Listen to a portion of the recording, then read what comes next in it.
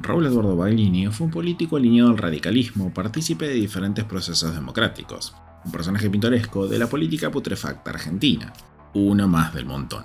Curiosamente, este personaje retirado del entorno institucional en el año 2010, en un debate parlamentario previo a las elecciones del 89, sostuvo que los políticos se tornan más prudentes en sus propuestas a medida que ven más cercana la posibilidad de acceder al poder.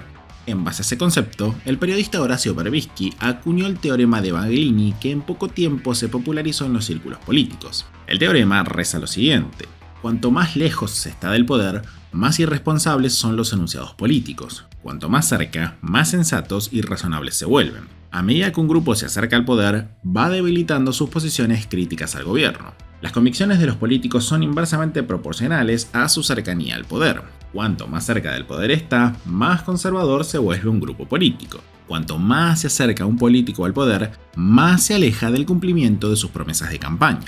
Javier Gerardo Milei, de profesión economista, es un personaje que ha surgido de los medios de América TV como un rotundo outsider que venía a patear el tablero de cómo se comprendía la relación entre el Estado y el resto de la sociedad. Con una personalidad explosiva, una elocuencia al menos en ese instante difícil de doblegar y características únicas de su personalidad, rivalizaba con todo aquello que Argentina ya tenía tatuado en sus sentimientos más profundos: la justicia social, el Estado presente y servicios gratuitos provistos por la política. Porque claro, si el Estado no está presente, la sociedad se desintegra, se deshace y surge la ley del salvajismo caníbal para que nos rompamos la cabeza entre todos. Un peinado particular que se convirtió en mística más temprano que tarde para que una parte importante de la sociedad discuta los términos ya asumidos a priori del contrato social que supuestamente teníamos con los representantes de este sistema criminal. Ahora, si bien es innegable que en términos culturales pateó el tablero de cómo perseguíamos la política institucional, revivió al menos ideas que Argentina se había encargado de enterrar en el 10º subsuelo: el liberalismo económico, político y social. El respeto irrestricto al proyecto de vida del prójimo, basado en el principio de no agresión, en defensa de la vida, la libertad y la propiedad, es la frase de cabecilla para identificar a un movimiento que desde la fuerza social inicialmente buscaba una ortodoxia en el gasto estatal para quitar la soga al cuello de dolidos y golpeados argentinos, dada la lógica enmarcada en el nada es gratis, siempre alguien lo paga. En este punto surgió el poder social nuevamente tomando un rol preponderante, poniendo el pecho al avance del Estado por sobre los individuos libres, para dar cuenta del engaño que significaban muchos mecanismos propios de la democracia, como el Banco Central, los subsidios económicos y la gratuidad de la educación y la salud. Peleas inolvidables en los programas de consumo recurrente de la sociedad argentina, como Intratables o Animales Sueltos, fueron grabados en el recuerdo de una gran parte de los contribuyentes, recordando cómo insultaba sin piedad y con justo motivo a mercenarios del poder político como el periodista Diego Brancatelli o el diputado autor de la destructiva ley de alquileres Daniel Lipovetsky. Hasta acá, todo muy bien. Podría decir que en muchas cosas se encontraba un sentido deductivo lógico y elocuente para poner alto al poder político. El 26 de septiembre del año 2020, junto al economista mediático José Luis Espert y ante la atenta mirada de casi 7.000 espectadores a través de Instagram, Javier Milei anunciaba su llegada a la política institucional con la idea de convertir a Argentina en potencia en 35 años y entrar al barro, a la mugre, a las alcantarillas más putrias de la praxis institucional para, en sus palabras, sacarlos a patadas en el culo. Javier Milei generó una masa crítica de votantes fanáticos bajo la idea de entrar al sistema a cambiarlo desde dentro, primeramente como diputado y actualmente como precandidato a presidente, buscando el voto democrático populista para ganar la cabeza del poder ejecutivo. Y acá cobra sentido el título del video. Empieza la paradoja de Javier Milei y el teorema de Baglini. El liberalismo es y fue una filosofía humanística, peleada a muerte contra los poderes concentrados, tanto políticos como económicos. Una filosofía que descansa en el resguardo de los derechos de cada persona por su condición inarrancable de ser humano, donde pone un freno en términos éticos, morales y filosóficos a la idea del utilitarismo y el bien común. El liberalismo, consecuentemente anarquista, que reconoce la acción humana como medio de transformación de la realidad, no tiene nada que hacer con la política institucional más que combatirla, perjudicarla, boicotearla y, como consecuencia lógica, hacer todos los esfuerzos para deslegitimarla y eliminarla. Las discusiones intelectuales formaron al liberalismo en base al análisis de la acción humana, como de base anarquista, humanista y enemistado con el Estado, pero porque el Estado es la forma de opresión y explotación actual. Así también peleó contra la esclavitud, la monarquía, el feudalismo y peleará contra cualquier elemento que atente contra la dignidad de los derechos individuales. El liberalismo implica la revolución permanente, discutir y deslegitimar desde la pluma y el intelecto las bases de este sistema criminal, para desarmar el constitucionalismo, el Estado-nación y el régimen de propiedad pública, alentando la secesión, las administraciones pequeñas de poder y la libertad de mercancías y de circulación. Dadas estas bases intelectuales, comprenderás que la entrada en política institucional rompe los preceptos de acción más básicos y viola el derecho individual de cada persona. Ahora bien, dejando de lado todo lo que puede importar a mi persona lo que significa el estudio de esta filosofía, que por preferencia y mi forma de comprender la política es la que más alinea mi ética y mi accionar privado, desnudo por completo que Javier Milei no puede llevar el liberalismo a la política institucional, por razones múltiples que enumero en el video que te voy a dejar en la pantalla final.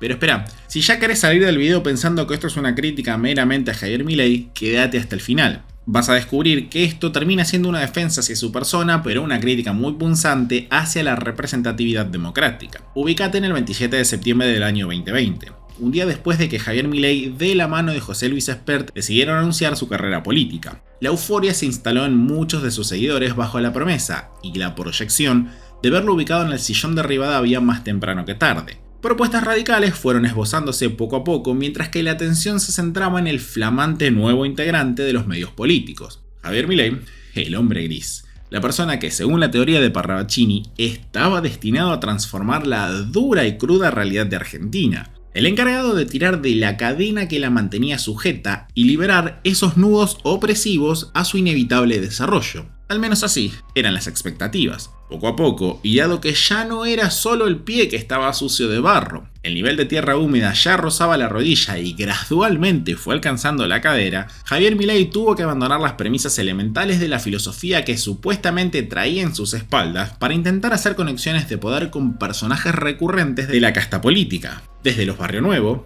los Bullrich hasta la familia Macri, y por fuera de Argentina, negociaciones con fondos de inversión como Bank of America o BlackRock. Es más que evidente que el liberalismo perdió su rumbo bajo la intervención de Javier Milei en los medios políticos y todo se ha transformado en un movimiento neo-reaccionario de derecha que hoy enfrenta cara a cara al propio kirchnerismo. Un escenario evidente dado lo que expuse unos minutos atrás respecto a lo que significa esta filosofía. Ahora bien, ¿por qué tomé como referencia a Baglini? Porque las propuestas del candidato libertario, las propuestas de Javier Milei, fueron migrando en intensidad para ser simplemente una plataforma de derecha. ¿Y sabes qué? No le voy a echar la culpa de esto.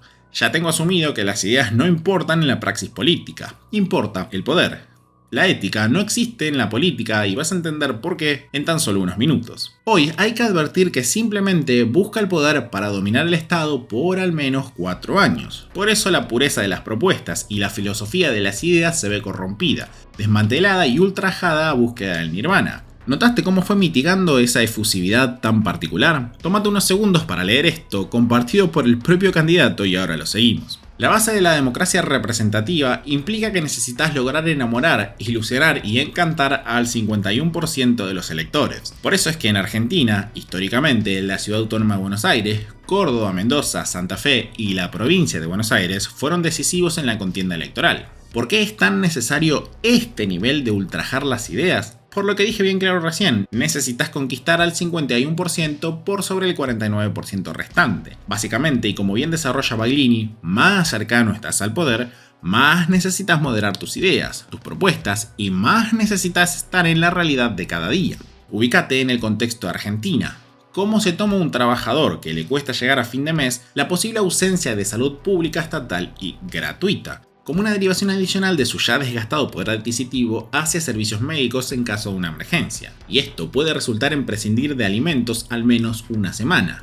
Mismo pasa con la educación de sus hijos. Dado que el Estado rompe piernas y entrega muletas, es que tiene atrapado en la paradoja de que sin el propio esclavista no existe posibilidad de curar sus males y simplemente enfrentará cara a cara a la propia parca. La democracia representativa junto al voto secreto debajo de la Constitución y el Estado-Nación es el incentivo perfecto para que el Estado jamás deje de crecer. Porque todo problema que el Estado mete las narices en el medio es un problema que va a incrementarse en volumen y magnitud, ya que necesita sostener el relato para incentivar mayor intervención en leyes y personal. Por un momento, imagínate qué pasaría si solo imperara la tasa natural de desempleo. ¿Cuál sería la excusa para sostener el Ministerio de Trabajo? Si la pobreza mágicamente bajara a números ínfimos y encima de forma equitativa, y todos los niños del país pudieran tener un desarrollo cognitivo necesario para su vida adulta, ¿para qué tendríamos Ministerio de Desarrollo Social? Ejemplos muy tirados de los pelos, pero es necesario para comprender el accionar propio de este sistema criminal. La paradoja de la democracia representativa es que se ganan las elecciones con gasto público y se pierde con impuestos. Vos sabés que tenés 4 años para poder fomentar la ilusión de gratuidad ante los recursos desgastados de los terceros, desde la obra pública hasta el adoctrinamiento estatal llamado escuela.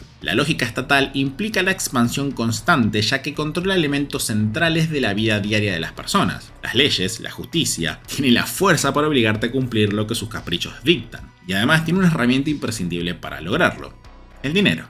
La democracia representativa, por su andamiaje intelectual, penaliza el ahorro para priorizar el gasto presente. ¿Por qué un político se gastaría en ahorrar si sus incentivos son mantenerse en el poder y en los medios políticos el mayor tiempo posible para poder vivir a costa de los demás? Si no ofrece soluciones en el corto plazo o al menos ilusiones y promesas por sobre las mismas, su popularidad indudablemente va a caer. Y si su popularidad cae, su poder se desvanece y se lo devoran las hienas que le palmean el hombro llamándose sus compañeros de fórmula. Porque en el andamiaje de este sistema político institucional importa el ya sin importar el qué, ni el dónde, ni el cómo. Y por eso es que necesitas adaptar las promesas de campaña a lo que reza el 51% de los electores. Necesitas cooptar su voluntad para que decida ingresar tu nombre en el cartón y que en el recuento mayoritario vos seas el elegido por la mayoría. Javier Milei y cualquier persona que se preste de querer cambiar este sistema desde dentro solo logrará fortalecerlo porque simplemente sus incentivos implican el gasto constante y el robo sin control para derivar una parte minúscula a sus ilusionados electores que con esperanza del cambio seguirán apoyando la destrucción de su persona y de su capital a la ilusionista mano de la gratuidad, porque las promesas y los deseos y las proyecciones que se hacen hacia el poder político son proporcionales a la falta de ética de sus promotores. Por esto mismo, los políticos alteran la percepción de la realidad,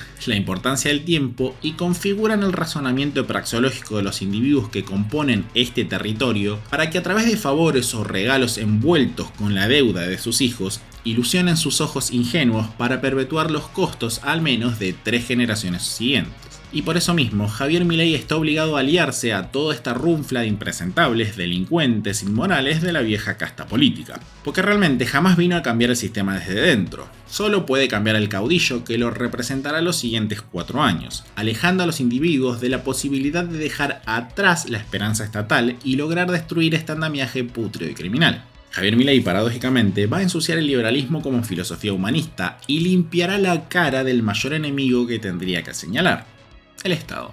Aplica a la perfección el teorema de Baglini porque sus incentivos así lo demandan. La aceptación mayoritaria guiará su pluma al momento de firmar acciones coercitivas de cara a los marcos normativos de la sociedad. Y Javier Milei, paradójicamente, va a alejarnos más que nunca a las ideas de la libertad.